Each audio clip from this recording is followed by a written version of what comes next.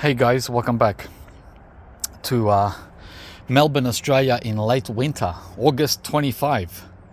So today I finally pruned this lemon guava or yellow cherry guava, which has been needing a butchering for at least the last 2 years.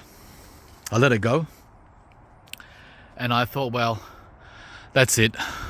It's D-Day. And so I took off almost half the tree, as you can see.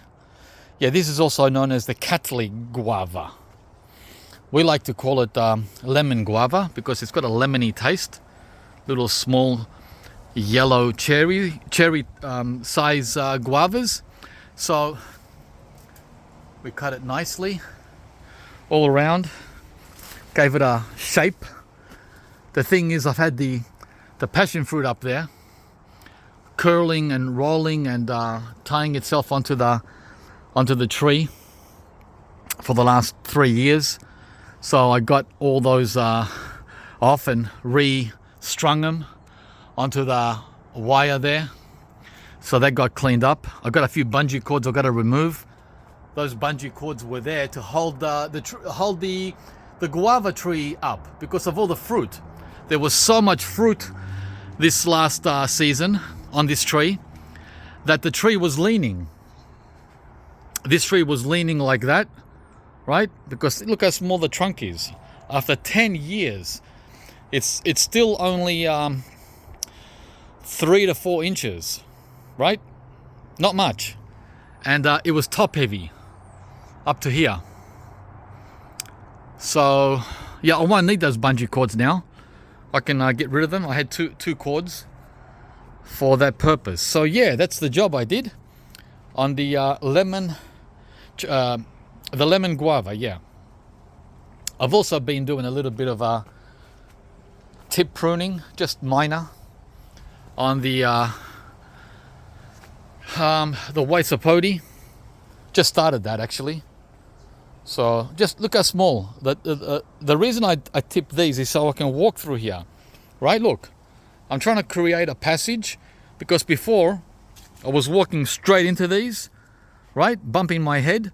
So that's the purpose of this tip prune. So I can get through here. The same with the guava. I was pruning these back and pruning that back. So there's an opening in here.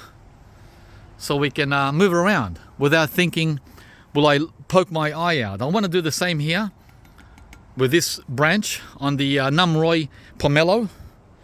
But there's a big whopper of a fruit here. And I've even put a bungee cord there.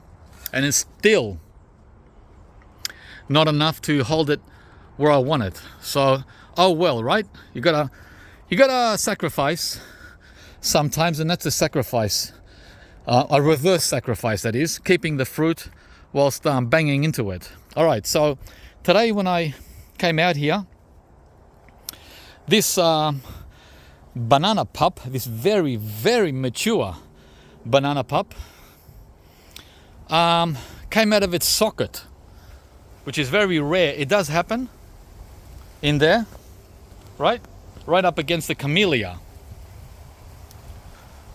Right, I've got a camellia here, and it was leaning. It was leaning like this. This whole stem was leaning like that. So I just grabbed it and pulled it out of the socket. And it's completely intact without any machete or tools. Look. All the roots, not these ones, this is those bloody weeds. All the roots of this pup are 100% intact. Look. So I could easily put this somewhere else. But guys, I don't need any more bananas. I don't need to plant any more bananas. I've got millions of bananas. I'm going bananas. But I'm just giving you an example that this would be the perfect new banana planting for someone that's starting out. Look at it. It's let's see, 2, 3, between 3 and 3.5 meters long, 10 foot. It's a 10-foot whopper with all the roots intact. Just minor, let's see. No, I don't see any broken. I don't see any, well, very minor damage, like 0.1%. Look. Yeah, so, yeah, let's see.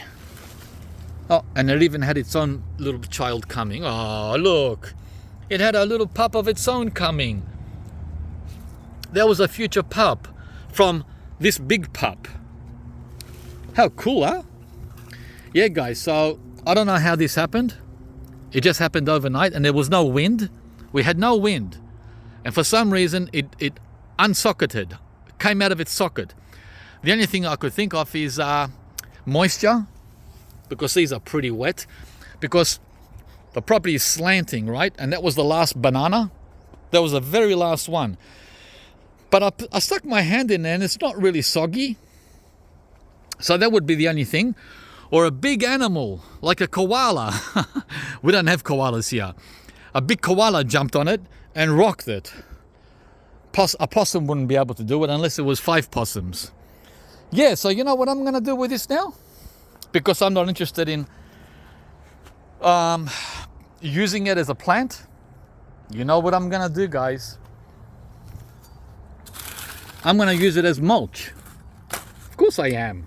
First, we're going to start by removing the roots, because I don't want these roots to take wherever I put them, and they will take. Okay?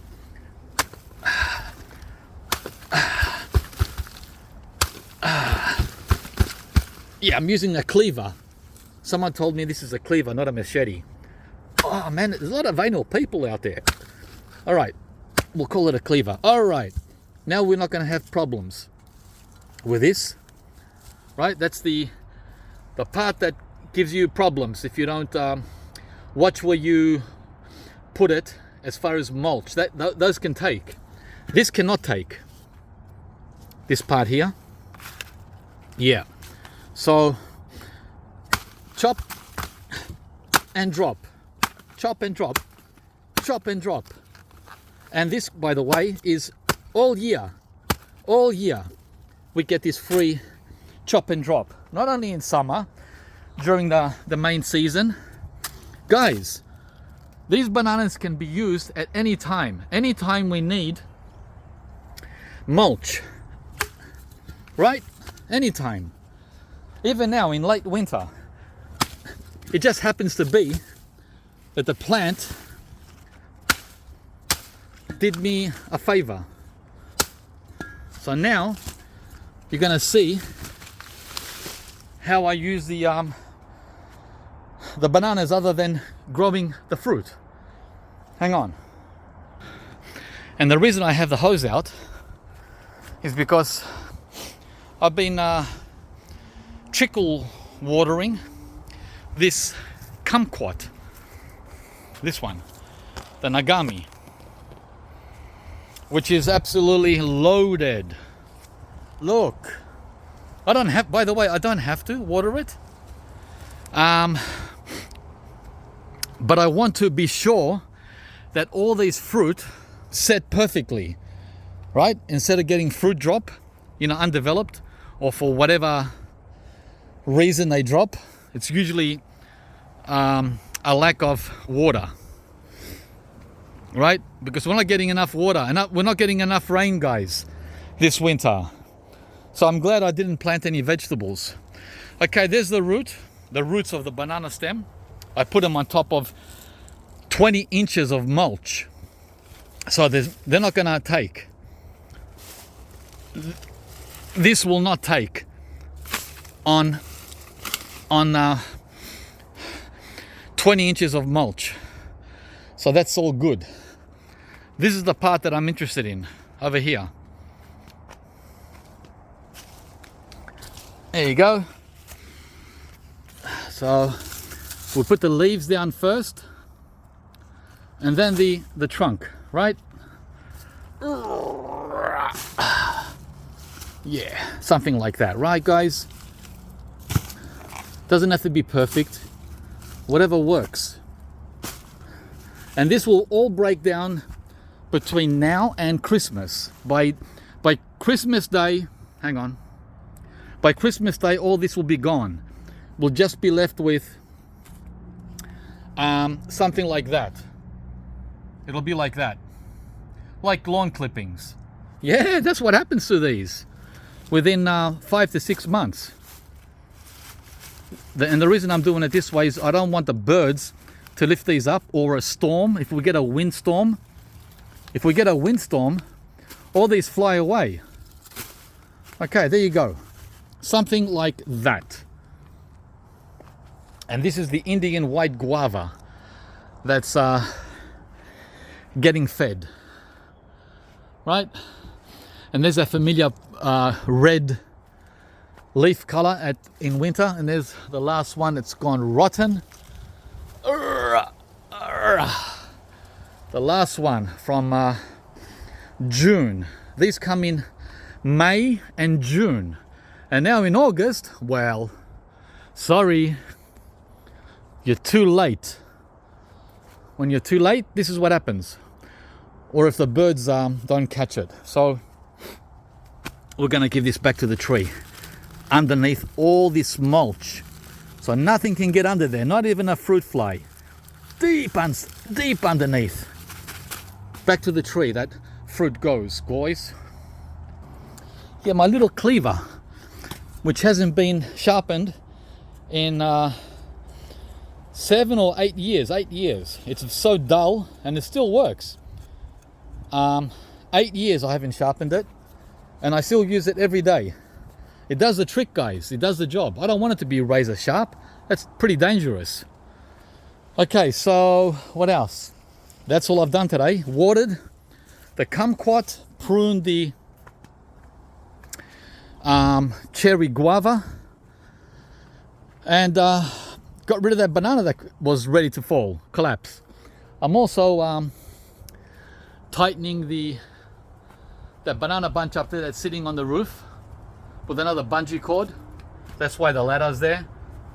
I'm sort of strengthening that bunch up there, so it doesn't crack the roof tiles. Yeah. So there's always work, guys. There's always maintenance. All right, guys. And now I'm gonna give all these cuttings over to that bed over there where I just was. It's fun. And by the way, I got so much chop and drop because these are evergreen trees. These aren't mulberries or plums. Look at the plum. What is this plum tree gonna give me as far as mulch? Nothing. Nothing. There's nothing on the deciduous trees. It can't feed the garden, but this white sapote can. Look at it. Look at all the organic matter I can take off it. But I gotta be careful when I take it because there's fruit coming on almost every branch, right? And it's hard to see it because it's green. Look, green, green, right? So when I prune these little cuttings, look at, wow, we're getting the most ever Hawaiian Supreme white sapotes. This coming year, 2026 we're talking about, not 25, 26, guys. Okay, so that's my little exercise for today. Just give that to the Sophia Cherry Moya. Hi, yeah, I'm in my summer attire. Why? Because it got sunny, guys. Sunny means summer in the garden, even if it's only 14 Celsius, but it's sunny. It feels like 20. Okay, the reed avocado got all the lemon guava cuttings. So that's all going to break down also over the next 6 months, and hopefully this guy stops sulking and comes good. Usually, like the Sophia. Remember the Sophia Cherry Moya? It did this for 2 years. It was like this. And this year, year 3, wow, man. And I didn't do anything. Hands free. It came good, this one. This tree. In its 3rd year, did it start to grow and be, you know, what it's meant to be. The Cherry Moya. So guys, that's the video. Hope you enjoyed it. Just a little bit of entertainment or inspiration, depending which side of the fence you're on. Some people are here for fun only, and others are here for gardening, right? Or both. Give me a like if you did enjoy the video. Subscribe if you haven't.